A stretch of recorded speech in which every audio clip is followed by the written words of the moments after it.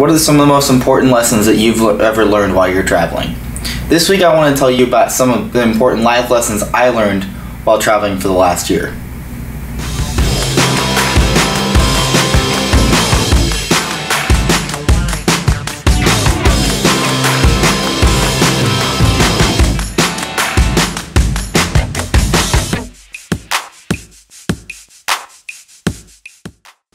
Hey Basic Travelers, and welcome back to Travel Tips Tuesday. This week I wanted to make a video that I've been wanting to make for a while since I've been back in the US about my year-long trip adventure around the world and share a few life lessons that I learned along the way. If you are new to our channel, please make sure you subscribe to our social media channels on Facebook and Instagram. And please don't forget to like this video, subscribe to our channel, and hit the alert notification so that you never miss a bit of our weekly content. So, what did I learn? For one, old history is incredibly cool. After you get out of the textbooks that you hated in high school and the influencer photos that you see on Instagram, you'll learn that seeing these worldwide wonders is an incredibly surreal experience. From the rock formations in Petra to the Wailing Wall in Jerusalem, it's incredibly surreal to be standing in front of these wonders that you could only dream about seeing as a kid, maybe in the movies, watching Indiana Jones. Well, at least if you were me. 2, people are really nice. Sometimes I think it's a misconception that people around the world just aren't that friendly. And from my experiences, I find that just couldn't be further from the truth. Across all of my travels in Africa, Europe, and Asia, 99 out of 100 people were nice to me. Some incidents I can think of are, after walking down the street in a town in Laos, 6 complete strangers who were just sitting there having a beer, day drinking, invited me into their tuk-tuk to have a beer in them. They were curious about where I'm from, what I was doing, wanted to know my name, just information about me, and why most of us would think it could have been a scam. Hey, including me, we're just conditioned to think that way. It was one of the most unique experiences I ever had, just to share a beer with these people, talk to them, cheers, and learn a little bit more about their culture. In Morocco, in the city of Marrakesh, unfortunately I had an incident where I got harassed by some locals. The person at my riad, which is like a local homestay in Morocco, took me to the police station, helped me through the whole process, and not only did he do that, but he didn't make me pay for my stay and gave me a home-cooked meal on a rooftop. That was the most memorable experience of a guy going out of his way to do something he didn't have to.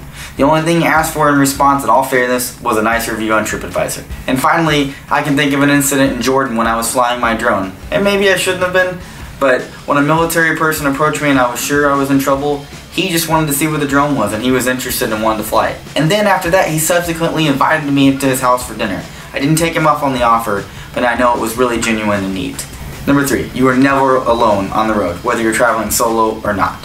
One of the coolest experiences I had was getting to meet other people at homestays and hostels, and the subsequent experiences those led to just by being nice and interacting. Some people that we met at a homestay in Vietnam ended up staying with us in Thailand when we were trying to figure out what to do because of the COVID situation. If we had not forged those relationships in Vietnam, we would have never got that cool experience. Also, in Thailand, I got hooked up with a volunteer organization when COVID was going on. That would lead to some other cool experiences with photography and videography that I otherwise would not have gotten into if I had not spoken up and put myself out there. 4, bring more than what you need and less than what you need. This may not make sense, but here, you probably know that it sucks to travel heavy, and I learned that better than anyone along the way, that traveling efficiently is a learned skill. The first month of my trip I did the Camino de Santiago, which is a religious pilgrimage people traditionally take from the southern part of France to the western part of Spain.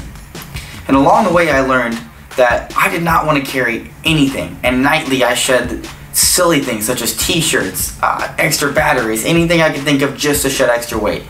After that, throughout the rest of my trip, I actually just kept this mentality, and anytime I had an opportunity to throw something away and buy it in another country or buy it in another place, I got rid of it. And trust me, when you're flying on budget airlines around Europe and Asia, you will not miss cramming a bag to meet a weight limit on a check-in counter. Trust me, I did it one time too many. Also, things you want to bring more of are the things I neglected to bring more of, like copies of IDs, an extra passport, which you can get, and credit cards. I brought 3 credit cards and an ATM card, and somehow at the end of the trip was down to 1 sole card.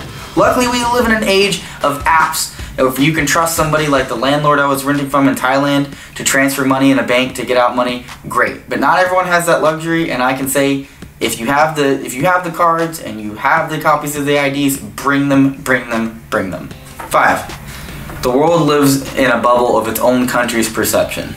Everywhere I went, I realized that there were some problems that they didn't have like we have in the US, and some problems they do have there like we don't have in the US.